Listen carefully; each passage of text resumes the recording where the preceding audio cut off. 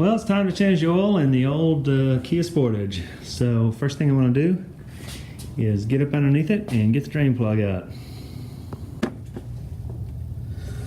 Okay, so this Kia Sportage has been lowered 2 inches, so there's not as much room to work under here as on a typical Sportage, but I still don't bother with ramps or jacking it up or anything like that.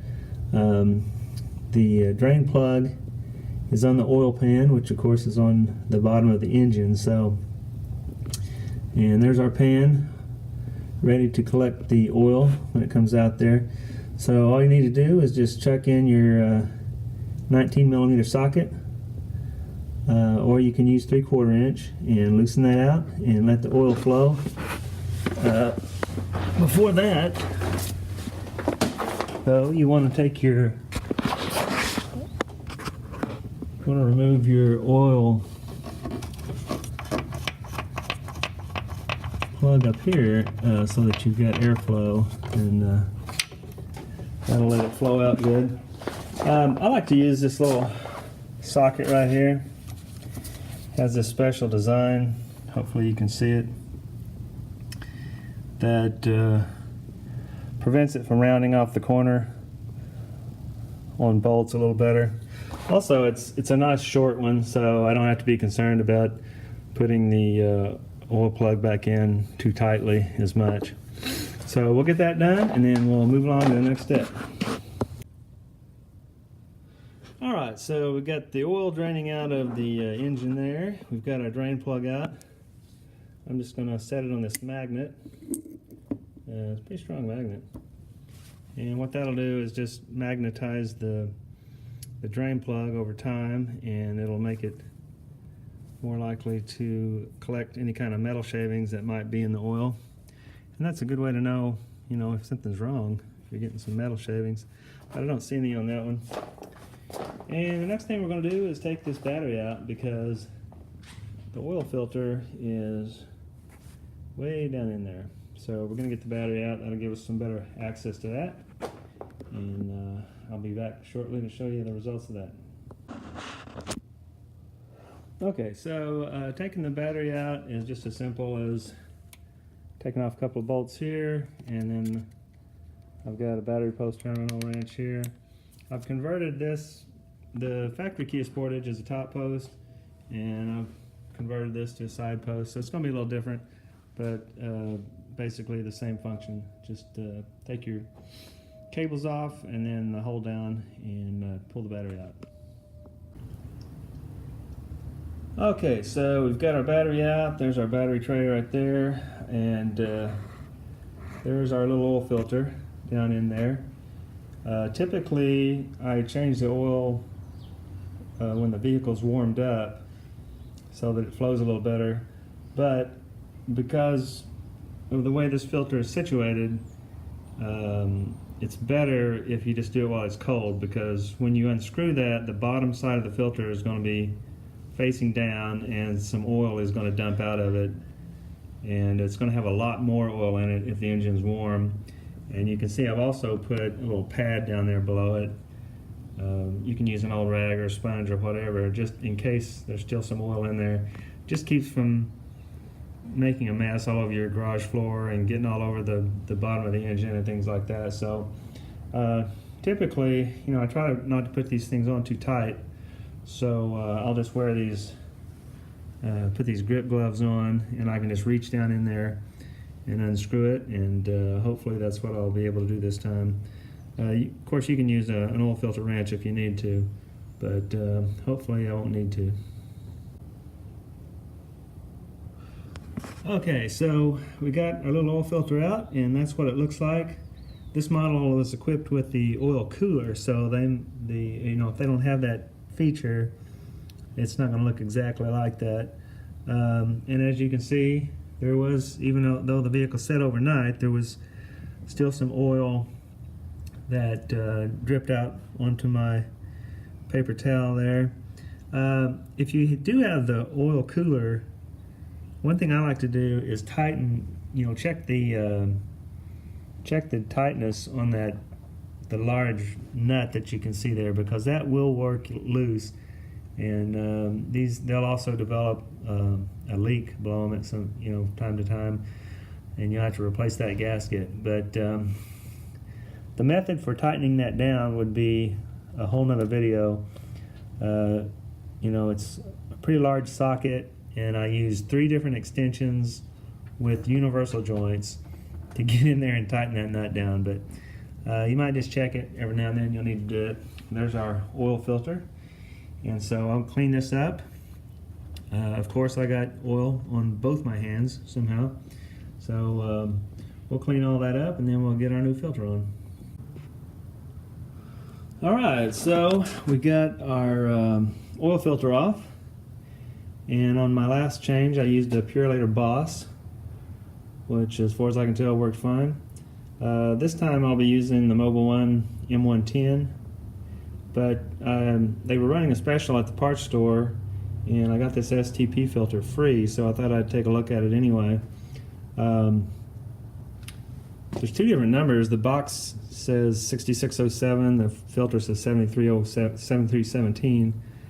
On their website, they're both listed for this vehicle, so probably not a big deal. But just as far as the size goes, comparing the canisters, the Boss is actually just a little bit taller than the Mobile One, and the STP is shorter than the other 2, whatever that means, if it means anything at all. Of course, we can't look inside and tell. Diameter-wise, hopefully they're all exactly the same, because that's what's really going to matter as far as being able to match up to the hardware and everything. So anyway, we're going to get this, get the filter put back on, and then we'll get some oil put in there. We're going to use the Castrol Edge high mileage, which I used last time and thought it worked real well, so I'm going to use it again. Okay, so we've got our filter, where the filter is going to go, cleaned up down there, and we're ready to put our little filter on. Before you do, be sure and dip your finger into some oil, clean oil, and just lubricate this rubber gasket around the outside of the filter. That'll help it go down, lubricate it as you're putting it on, help you get it a little tighter without getting it too tight, and the oil will also help it swell out and seal good, especially if it's the high mileage oil like we're going to use. And this is, I think this is the smallest automotive oil filter you can get, but it's not uncommon on Mazda products. This engine also came in the Mazda 6 and I think some other vehicles. Ford, I think late 90s, Ford bought controlling stock in Kia Motor Company, and so when they did, they went over the Sportage, replaced the original single overhead cam engine with this double overhead cam engine, which was a great move, and had Lotus Cars redo the suspension and make corrections on the suspension, and put a different interior in it, and really made it a nice little car. We've had this for 20 years now, and it's practical. That's how I would sum it up. Just a nice practical car. So anyway, we're going to get that, we'll get the filter put back on. I've already put the drain plug back in, and I would advise you to please don't forget to put the drain plug in before you start putting your new oil in, otherwise it's just going to ruin your day.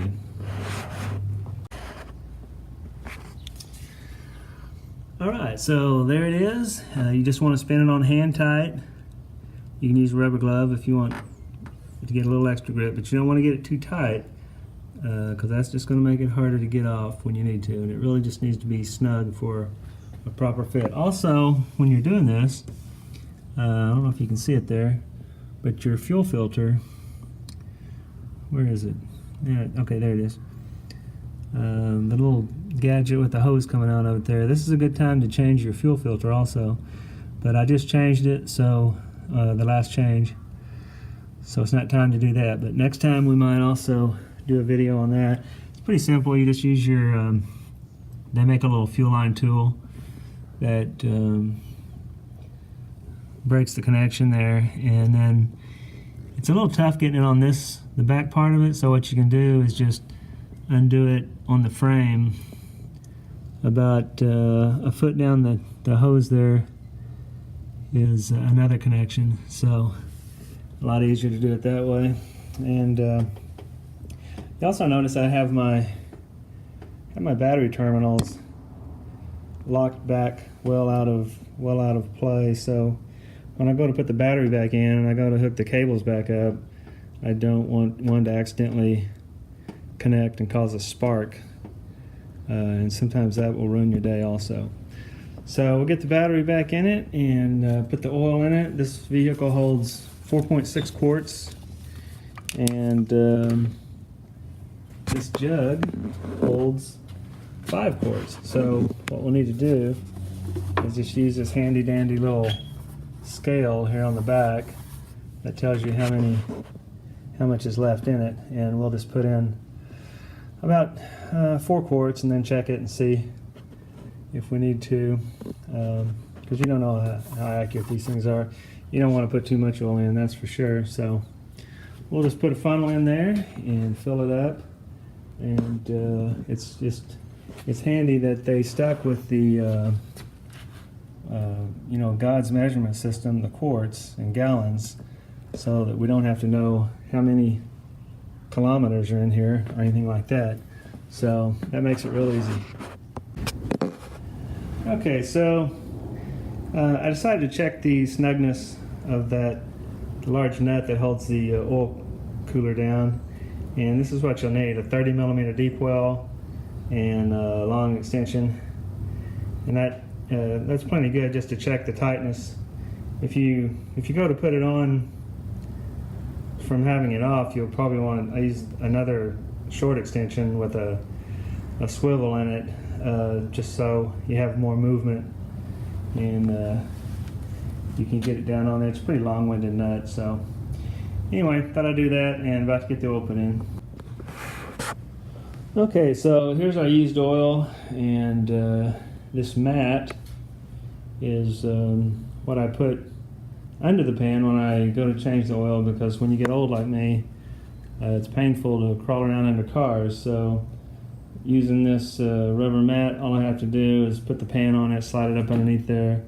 Once the oil's in it, I can just grab the mat, pull the pan out. I don't have to stoop down and crawl up underneath there and get it and everything.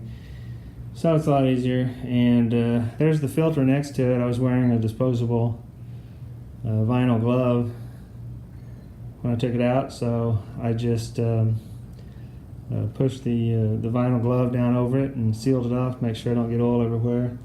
I'll be taking these to the recycler, so we make sure they don't get into our waterways.